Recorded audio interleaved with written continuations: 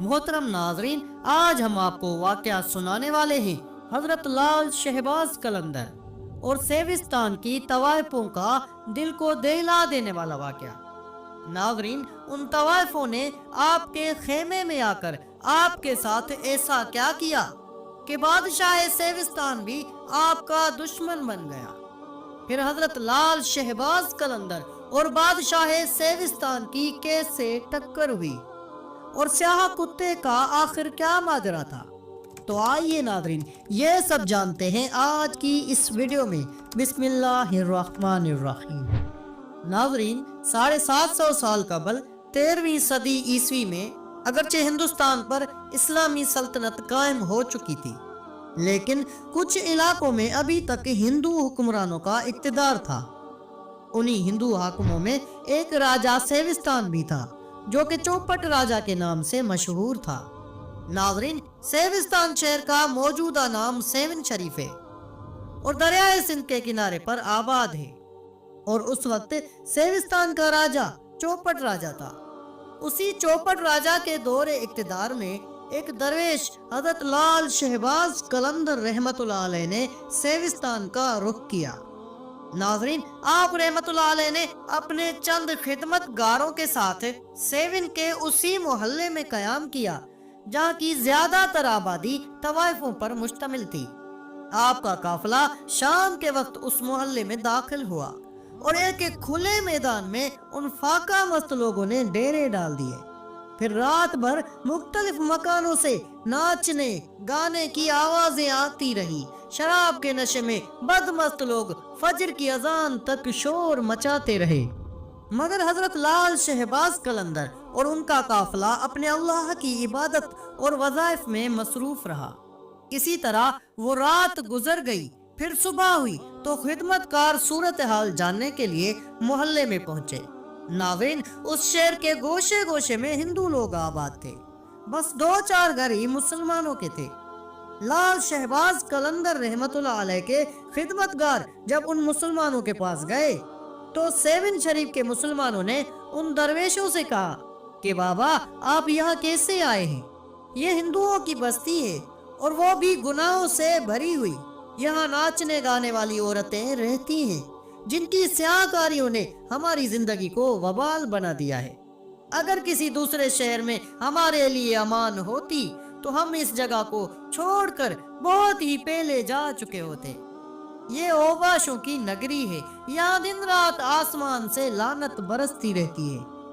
اللہ ہی جانتا ہے کہ کب ہمیں اس عذاب سے نجات ملے گی۔ سب درویش حیران اور پریشان واپس لوٹ آئے اور اپنے مرشد حضرت لال شہباز قلندر سے کہنے لگے کہ شیخ، یہاں سے جلدی کوچ کر جائے، یہ بستی ہمارے رہنے کے قابل نہیں ہے۔ خدا نے تمام صورتحال بیان کر دی اور وہ کہنے لگے کہ ہم لوگ غلطی سے طوائفوں کے ایک محلے میں آ بسے ہیں۔ ان کی بات سن کر حضرت لال شہباز قلندر رحمت اللہ علیہ نے فرمایا کہ مسلمان ایک چراغ کے مثل ہے، جہاں تاریکی یعنی اندھیرا دیکھے وہاں پر چلا جائے اور اپنے وجود سے ظلمتوں کو دور کر دے۔ بے شک ہم اس وقت فاسقوں اور فاجروں کی بستی میں قیام پذیر ہیں، مگر ہمارا یہ قیام عارضی نہیں ہے۔ یہاں درویشوں کا ڈیرا مستقل ہوگا اور اللہ اپنی قدرت سے اس بستی کی تمام غلاظتیں دور فرما دے گا۔ وہ پاک ذات ہے اور وہ اپنی پاکی کے صدقے میں اس زمین کی ساری نجاست کو دھو ڈالے گا۔ وہ خدمتگار آپ رحمت اللہ علیہ کے فرمان کو سن کر بظاہر تو مطمئن ہو گئے تھے، مگر وہ دلی طور پر اس کیفیت اور فضا میں عجیب سی خلش اور بے چینی محسوس کر رہے تھے۔ دن کے اجالے میں محلے والوں نے اجنبی درویشوں کو بڑی حیرت سے دیکھا۔ لوگ ہنستے گاتے، جھومتے، لڑکھڑاتے اور درویشوں سے ٹھٹھا کرتے ہوئے گزرتے تھے۔ سورج اپنی مستقل گردش کر رہا تھا، یہاں تک کہ پھر شام ہو گئی۔ شام سے پہلے ہی یہاں گھر گھر میں چراغ جل اٹھتے تھے۔ عطر اور پھول بیچنے والے گلیوں کے موڑ پر کھڑے ہو جاتے تھے تاکہ خریدار اپنے بدن کی بدبو کو چھپانے کے لیے خوشبوؤں کا سہارا لے سکے۔ برسوں سے یہی کاروبار تھا جو کہ جاری اور ساری تھا، مگر آج کی شام اچانک بازار کا رنگ ہی بدل گیا۔ آج حیرت انگیز بات یہ تھی کہ دور دور تک سناٹا پھیلا ہوا تھا۔ عطر اور پھول بیچنے والوں نے دیکھا کہ رقص اور موسیقی کے شوقین لوگ اس محلے میں داخل ہوتے تھے اور یکایک گھبرا کر پیچھے کی طرف لوٹ جاتے تھے۔ آتے وقت ان لوگوں کے چہروں پر خوشی کے آثار ہوتے تھے، مگر جاتے ہوئے وحشت اور ڈر ان کے چہروں پر نمایاں ہوتے تھے۔ پھول فروش انہیں آوازیں دیتے رہ جاتے، مگر وہ لوگ پلٹ کر بھی نہ دیکھتے تھے اور اس طرح واپس چلے جاتے کہ اب ان کے لیے بازار حسن میں کوئی کشش باقی نہیں رہی ہے۔ ناظرین، ان گلیوں اور محلے میں ایسا سناٹا، ایسی خاموشی چھا گئی کہ اس بستی کے مکین اپنے دلوں کی دھڑکنیں بھی سن سکتے تھے۔ ناظرین، آخرکار طوائفوں کے محافظ صورتحال جاننے کے لیے اپنے گھروں سے باہر نکل آئے اور پھول فروشوں سے اس سرد بازاری کا سبب پوچھنے لگے۔ گل فروش ایک ہی جواب دیتے کہ آنے والے گلی تک تو آتے ہیں، مگر آگے قدم نہیں بڑھاتے، پوچھتے ہیں تو جواب نہیں دیتے، بس خاموشی سے لوٹ جاتے ہیں۔ گل فروشوں کا ناقابل فہم جواب سن کر بازار حسن کے نگہبان گلیوں کے موڑ پر خود ہی کھڑے ہو گئے۔ آنے والے آئے لیکن کچھ کہے بغیر چپ چاپ واپس چلے گئے۔ نگہبانوں نے واپسی کا سبب پوچھا تو بعض لوگوں نے بس اتنا ہی کہا کہ ہمیں اندر جاتے ہوئے ڈر محسوس ہوتا ہے۔ نگہبانوں نے خریداروں کو سمجھانا چاہا، حفاظت کا یقین بھی دلایا، مگر کوئی دلیل کام نہیں آئی، اس لیے کوئی شخص بھی گناہوں میں داخل نہیں ہو سکا۔ سب طوائفیں حیران اور پریشان تھی اور اپنے محافظوں سے بار بار بولتی تھی کہ آج تک تو ایسا نہیں ہوا۔ آخر اس بستی کے شائقین پر کیا گزری ہے کہ ان کے آشنا قدم یہ راستہ ہی بھول گئے۔ نگہبان کیا جواب دیتے، وہ خود صورتحال سمجھنے سے قاصر تھے۔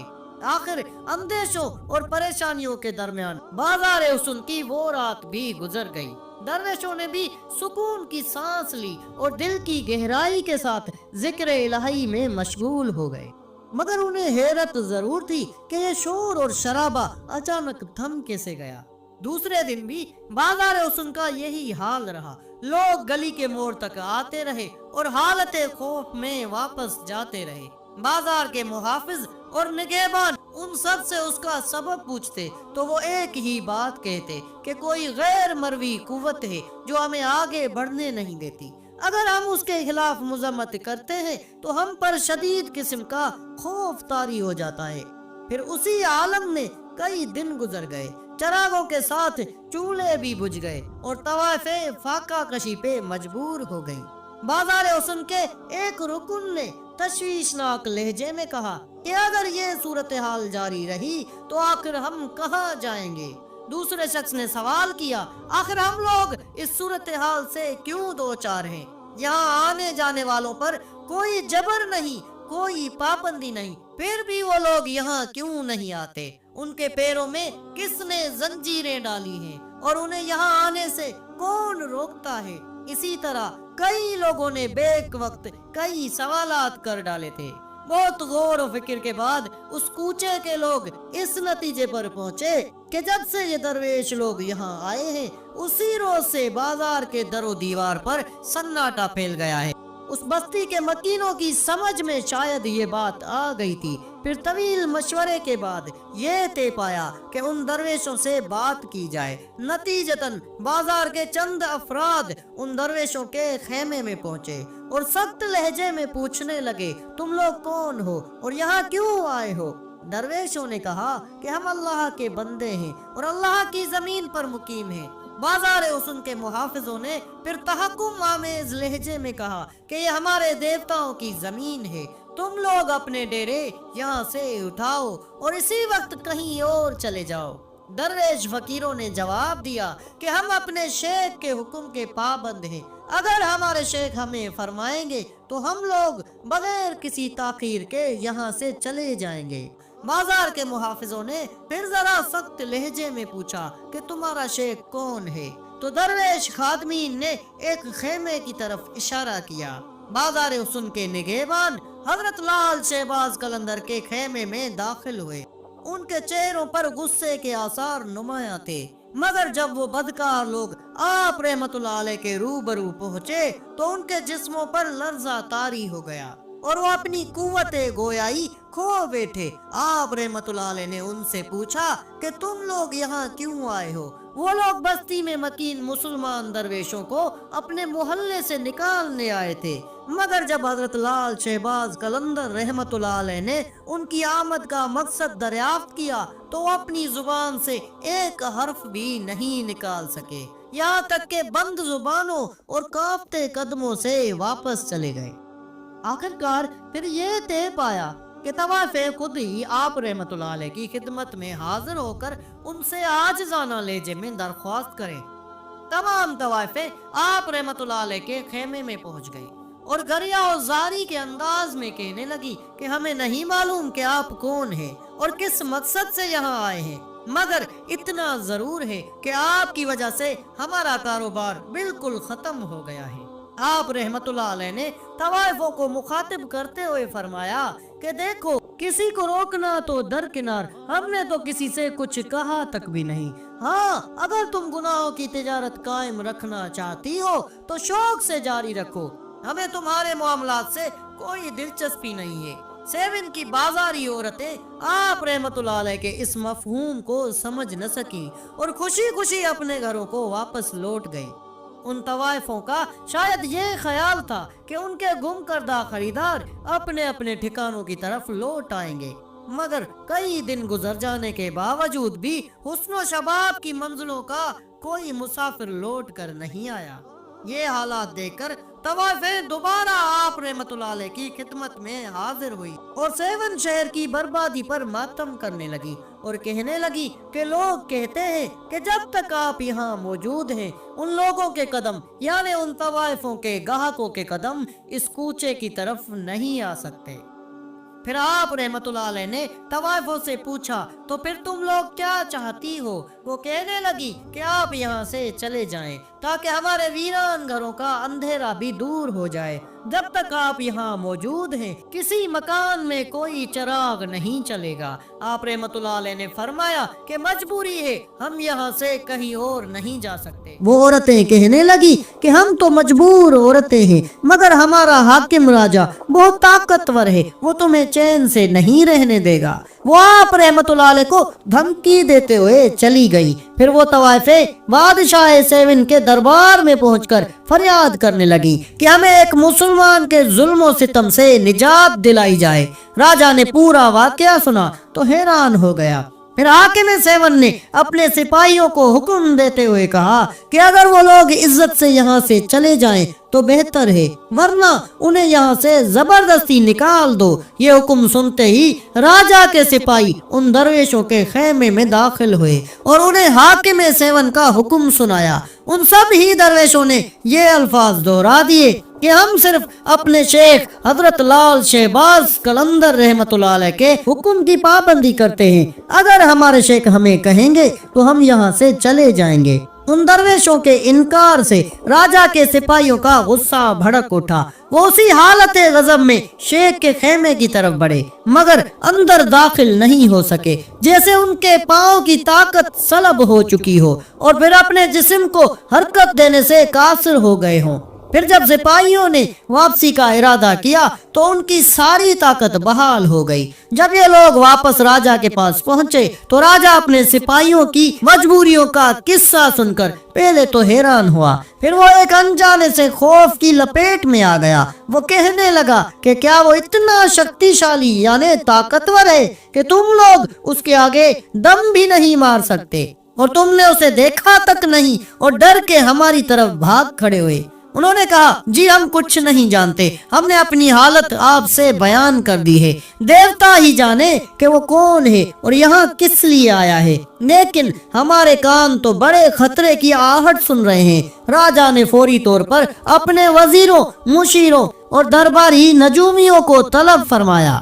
تمام واقعات سن کر حاکم سیون، سلطنت کے نجومی اور ستاروں کا علم جاننے والے بھی حیران اور پریشان تھے۔ کچھ دیر تک وہ تمام لوگ آپس میں مشورے کرتے رہے، پھر یکایک ان کے چہروں پر خوف کے گہرے سائے لرزنے لگے۔ نجومیوں نے راجا کو مخاطب کرتے ہوئے عرض کیا، ہم نے آپ سے پہلے ہی کہہ دیا تھا کہ ایک مسلمان آپ کی سلطنت میں داخل ہوگا، اور پھر وہی شخص اقتدار کے ساتھ ساتھ آپ کی زندگی کے لیے بھی ایک سنگین خطرہ بن جائے گا۔ راجا چوپٹ گھبرایا اور پوچھا کہ کیا تم یہ کہنا چاہتے ہو کہ یہ وہی شخص ہے؟ نجومیوں نے بیک زبان کہا کہ ہاں، ہمارا علم تو یہی کہتا ہے۔ تو پھر کیا کیا جائے؟ راجا نجومیوں کی بات سن کر وحشت زدہ نظر آ رہا تھا۔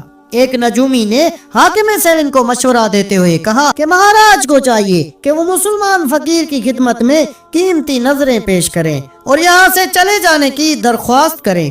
راجا دل سے تو نہیں چاہتا تھا کہ وہ ایک مسلمان فقیر کا اس طرح سے احترام کرے، مگر ماہرین نجوم نے اسے جھک جانے پر مجبور کر دیا۔ پھر ایک معتبر وزیر ہیرے جواہرات اور اشرفیوں سے بھرا ہوا خوان لے کر درویش کی خدمت میں حاضر ہوا۔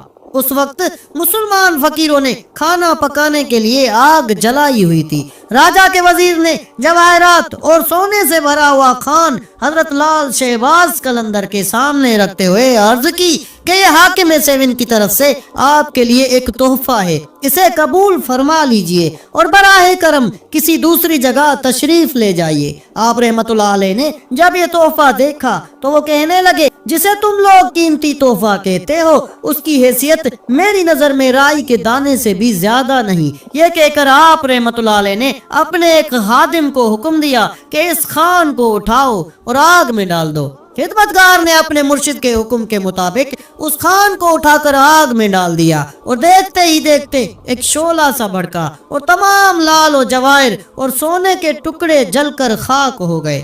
حاکم سیون کا نمائندہ کچھ دیر تک پتھرائی ہوئی آنکھوں کے ساتھ یہ ناقابل یقین منظر دیکھتا رہا۔ وہ جانتا تھا کہ سونا جو تپتی ہوئی بھٹی میں بہت دیر کے بعد پگھلتا ہے، اسے معمولی آگ کے شعلوں نے چند ہی لمحوں میں جلا کر خاک کر ڈالا۔ ایک مسلمان درویش کی یہ کرامت دیکھ کر وہ وزیر گدا گانا لہجے میں کہنے لگا کہ میرا اس میں کوئی قصور نہیں، میں تو راجا کے حکم سے مجبور ہوں، میری جان بخش کر دی جائے۔ پھر جب وہ وزیر کانپتے ہوئے قدموں کے ساتھ واپس جانے لگا تو آپ رحمت اللہ علیہ نے نہایت ہی پرجلال لہجے میں فرمایا کہ اپنے راجا سے کہہ دینا کہ ہم یہاں سے واپس جانے کے لیے نہیں آئے، ہم بفضل خدا اس بستی میں ہی رہیں گے اور اسی اللہ کے حکم سے اسی جگہ پر ہماری قبر تعمیر ہوگی۔ اگر حاکم سیون اپنی سلامتی چاہتا ہے تو خود ہی یہاں سے چلا جائے۔ وزیر دوبارہ حاکم سیون کی خدمت میں پہنچا اور اس نے لال و جواہر جلانے کا پورا واقعہ سناتے ہوئے کہا کہ مہاراج وہ ایک انتہائی طاقتور سنیاسی ہے اور بہتر ہے کہ اس کی بات مان لی جائے۔ وزیر کی گفتگو سن کر راجا غضبناک ہو گیا اور کہنے لگا کہ تو بزدل ہے، ایک معمولی سی بات سے ڈر گیا۔ میں نے اس سے بھی بڑی شعبدے بازیاں دیکھی ہیں، میری سلطنت میں ایسے ایسے کامل جادوگر ہیں جو مسلمان سنیاسی کی طلسم کو پارا پارا کر دیں گے۔ ماہرین نجوم نے بھی راجا کو بہت سمجھایا کہ وہ ضد سے کام نہ لے، مگر حاکم سیون کے دماغ پر اقتدار کا نشہ طاری تھا، اس لیے اس نے اپنے کان بند کر لیے اور ایک ہی بات کو بار بار دہراتا رہا کہ وہ اپنی دل کی حسرتیں نکال لے، میں ہر نقصان برداشت کرنے کے لیے تیار ہوں۔ حاکم سیون کی ضد دیکھ کر وزیر اور مشیر بالکل خاموش ہو گئے۔ پھر جب مسلمان درویش کی اس ہیرے اور جواہرات کو جلا دینے والی کرامت کا شور ذرا بلند ہوا تو اس محلے کی طوائفیں بھی وہاں سے کوچ کر کے کسی دوسرے محلے میں چلی گئیں۔ طوائفوں کے رخصت ہوتے ہی آپ رحمت اللہ علیہ نے اپنے خدمتگاروں کو حکم دیا کہ ان طوائفوں کے مکانوں کو ڈھا دو اور زمین کو ہموار کر دو۔ خدام اپنے پیر و مرشد کے حکم پر فوراً ہی عمل پیرا ہوئے اور ان لوگوں نے طوائفوں کے مکانوں کو مسمار کرنا شروع کر دیا۔ ابھی تھوڑی ہی دیر گزری تھی کہ پورے شہر میں یہ خبر عام ہو گئی۔ ابھی ایک مکان بھی پوری طرح مسمار نہیں ہوا تھا کہ چند مسلح افراد گھوڑوں پر نمودار ہوئے۔ پھر ایک توانا شخص غصے سے بھرا ہوا نیچے اترا اور انتہائی غضبناک لہجے میں درویشوں کو مخاطب کر کے بولا کہ تم لوگ کس کے حکم سے مکانوں کو ڈھا رہے ہو؟ درویشوں نے مسلح افراد کی طاقت سے مروب ہوئے بغیر کہہ دیا کہ وہ اپنے شیخ کے حکم پر عمل کر رہے ہیں۔ اس شخص نے غضبناک لہجے میں پوچھا کہ تمہارا شیخ کون ہے؟ خدمتگار اس سوال کا جواب دینے ہی والے تھے کہ حضرت لال شہباز قلندر جلوہ افروز ہوئے۔ درویشوں نے اپنے شیخ کی طرف اشارہ کرتے ہوئے کہا کہ وہ ہیں ہمارے شیخ۔ مسلح شخص یہ دیکھ کر آگے بڑھا اور چیختے ہوئے بولا کہ میں اس زمین کا مالک ہوں، تم لوگ کس حیثیت سے میرے تعمیر کردہ مکانوں کو مسمار کر رہے ہو؟ حضرت لال شہباز قلندر نے کچھ کہے بغیر اپنے عصا سے، اپنی لاٹھی سے زمیندار کے جسم پر ایک ضرب لگائی اور پھر پورا علاقہ اس کی چیخوں سے گونجنے لگا۔ وہ زمین پر گر کر کسی ذبح کیے ہوئے جانور کی طرح تڑپنے لگا۔ راجپوت زمیندار کے ساتھی حیرت کے ساتھ یہ سارا منظر دیکھ رہے تھے۔ پھر دیکھتے ہی دیکھتے زمیندار اس دنیا سے رخصت ہو گیا۔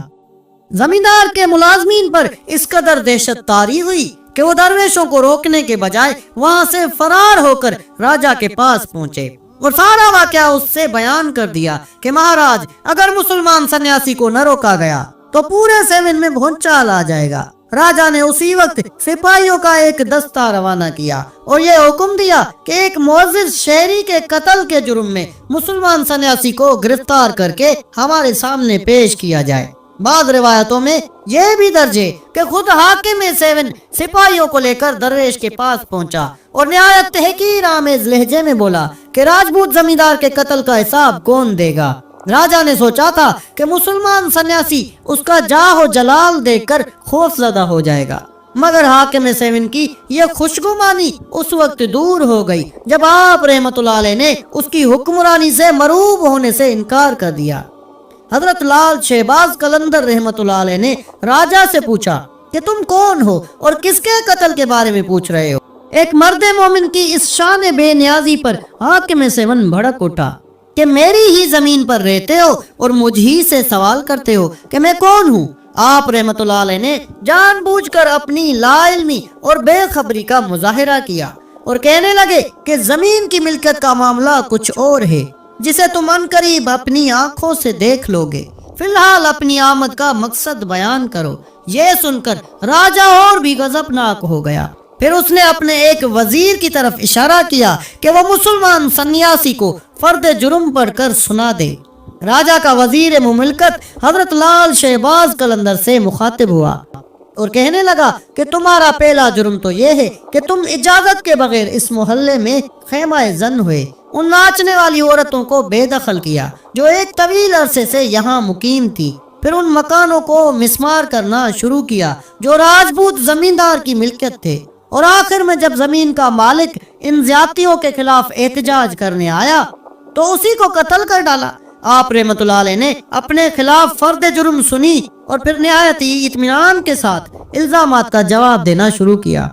آپ کہنے لگے کہ ہم مسلمان کسی پر جبر نہیں کرتے، طوائفیں خود یہاں سے گئیں، انہیں کسی نے زبردستی نہیں اٹھایا۔ مکانوں کو مسمار اس لیے کیا گیا کہ وہ ناپاک تھے، ساری زمین اللہ کی ہے، اس لیے اسی کے حکم سے یہ جگہ ہماری ملکیت ہے، اور ہم نے کسی راجپوت زمیندار کو قتل نہیں کیا۔ ہاں، ایک پاگل کتا ادھر ضرور آیا تھا، ہم نے بہت چاہا کہ وہ ادھر سے بھونکتا ہوا گزر جائے اور ہمیں کوئی نقصان نہ پہنچائے، مگر جب وہ ہمیں کھانے کے لیے جھپٹا تو ہم نے اسے بحکم خدا ہلاک کر ڈالا۔ سامنے اس کی قبر ہے۔ حضرت لال شہباز قلندر رحمت اللہ علیہ نے ایک طرف اشارہ کرتے ہوئے کہا کہ ہم نے اس کتے کو وہیں دفن کیا ہے۔ وہ کتا نہیں، سردار تھا۔ پاس کھڑے ہوئے لوگوں نے اس کی تردید کی۔ راجا دوبارہ آپ رحمت اللہ علیہ سے مخاطب ہوا کہ یہ لوگ کیا کہہ رہے ہیں؟ آپ نے فرمایا ان کی نظر میں مرنے والا سردار ہوگا، مگر ہم نے تو ایک کتے کو ہی زمین کے سپرد کیا ہے۔ آپ رحمت اللہ علیہ نے اسی بے نیازی اور استقامت کے ساتھ اپنے الفاظ دہرائے۔ راجا نے اپنے سپاہیوں کو قبر کھولنے کا حکم دیا اور انتہائی گہرے آلود لہجے میں آپ رحمت اللہ علیہ کو تنبیہ کرتے ہوئے بولا کہ اگر اس گڑھے سے راجپوت سردار کی لاش برآمد ہو گئی تو پھر تم لوگوں کی خیر نہیں، اس کے قتل کی پیدائش میں ایک ایک کو میں سولی پر لٹکا دوں گا۔ آپ نے فرمایا یہ تو اللہ ہی جانتا ہے کہ کس کا کیا حشر ہوگا۔ वैसे तुम अपने इत्मीनान के लिए कब्र खोल कर देख लो कि वहाँ तुम्हारा राजपूत जमींदार दफन है या कोई कुत्ता दफन है। आप रहमतुल्लाह अलैह के चेहरे और लहजे से उसी इत्मीनान का इजहार हो रहा था। फिर जब कब्र खोली गई तो राजा के सिपाही खौफजदा होकर पीछे हट गए। कब्र में राजपूत जमींदार के बजाय एक स्याह कुत्ता दफन था। हाकिम सेवन ने भी ये नाकाबिले यकीन मंजर अपनी आंखों से देखा। राजा के सिपाही भी वहां से फरार हो जाना चाहते थे, मगर राजा की नाराजगी के सबब मजबूरन वहां ठहरे हुए थे। फिर कुछ देर के बाद हाकिम सेवन एक शिकस्त खोरदा इंसान की हैसियत से अपने महल में वापस लौट आया और आप रहमतुल्लाह अलैह के खिदमतगार उन तवाइफों के मकानों को मिस्मार करने में मशगूल हो गए। इस वाक़े के बाद राजा की नींदें हराम हो गई। सेवन शरीफ में एक मुसलमान दरवेश की मौजूदगी उसके लिए मुस्तकिल अजाब बन गई थी। वो दरबारियों के सामने अपने आप को बेखौफ और बेनियाज साबित करने की कोशिश तो करता था, मगर अंदरूनी तौर पर बहुत ज्यादा खौफजदा था। अक्सर उसे तन्हाई में नजूमियों के अल्फाज सुनाई देते थे कि महाराज ये वही शख्स है जिसके हाथों आपकी जिंदगी और इक्तदार को शदीद खतरा लाहक होगा। हाकिम सेवन ने अपने इलाके के कुछ जादूगरों को तलब करके उनसे आप रहमतुल्लाह अलैह के बारे में मशवरा किया। बहुत गौर और फिक्र के बाद तमाम जादूगर एक ही नतीजे पर पहुंचे और उन सयाहकारों ने हाकिम सेवन के रूबरू आप रहमतुल्लाह अलैह की रूहानी ताकतों का एतराफ करते हुए कहा कि महाराज उस शख्स की उड़ान बहुत ऊंची है। बदकिस्मती से हमें उस मकाम तक रसाई हासिल नहीं है। हमारा इल्म और हुनर उस मुसलमान दरवेश का कुछ भी नहीं बिगाड़ सकता। सेवन के जादूगरों ने मुकाबले से पहले ही अपनी शिकस्त को तस्लीम कर लिया। वो राजा से कहने लगे कि हम आपको एक मुफीद मशवरा जरूर देते हैं। अगर उस तरकीब पर अमल किया गया तो बहुत जल्द आपको अपने दुश्मन से छुटकारा मिल जाएगा। फिर जब हाकिम सेवन ने वो तरकीब पूछी तो जादूगरों ने अपना तजवीज करदा नुस्खा ऐसे बताया कि अगर किसी तरह मुसलमान दरवेश के शिकम में हराम ग़िज़ा दाखिल कर दी जाए तो उसकी सारी रूहानी कुव्वत ज़ायल हो जाएगी और फिर हमारे जादू की शक्ति उस पर गालिब आ जाएगी। ये बड़ा माकूल मशवरा था। चुनाचे राजा ने अपने जादूगरों का ये मशवरा कबूल किया और फिर कुछ दिन तक आप रहमतुल्लाह अलैह की खिदमत में हाजिर होकर अपनी अकीदत का इजहार भी करता रहा। ये हाकिम की एक सियासी चाल थी। वो अपने इस मुनाफिकाना अमल से तासुर लेना चाहता था कि उसने मुसलमान दरवेश के वजूद को तस्लीम कर लिया है। आखिर राजा ने एक रोज खिंजीर का गोश्त पकवाया और कई खान सजाकर आप रहमतुल्लाह अलैह की खिदमत में भेज दिए। खिदमतगारों ने हाकिम सेवन की नजर कबूल कर ली और तमाम खान अपने मुर्शिद की खिदमत में पेश कर दिए। उन खाने के बर्तनों को देखकर हजरत लाल शहबाज कलंदर रहमतुल्लाह अलैह ने खुदाम से पूछा कि ये क्या है। खुदाम ने दस्ता बदस्ता अर्ज की कि राजा ने आज फकीरों की दावत की है। खाना देखते ही आपका रंग मुतगय्यर हो गया। फिर चेहरे पर गैज और जलाल के आसार नुमाया हुए। खुदाम हैरत और सकूत के आलम में मुर्शिद की बदलती हुई कैफियत को देख रहे थे। फिर आपने फरमाया, हमारा ख्याल था कि वो काफिर इतनी निशानियां देखने के बाद ईमान ले आएगा, मगर जिसकी तकदीर में बर्बादी लिखी जा चुकी हो उसे अल्लाह के सिवा कोई नहीं टाल सकता। ये कहकर आप रहमतुल्लाह अलैह ने खाने से भरा हुआ खान उलट दिया। खान उलटने की देर थी कि फिर जमीन भी लरजने लगी। सेवन शहर शदीद जल्जले की लपेट में आ गया। जमीन ने 2-3 करवटें ली और ताकत और इक्तदार का सारा खेल खत्म हो गया। सैकड़ों मुनकरीन हक मलबे में दबकर हलाक हो गए और फिर कुछ दिन बाद उनकी हड्डियां भी गल सड़कर खाक हो गई। तो नाज़रीन, ये थी हमारी आज की वीडियो। अगर वीडियो अच्छी लगी है तो वीडियो को लाइक करके अपने दोस्तों अहबाब से भी ज्यादा से ज्यादा शेयर करें।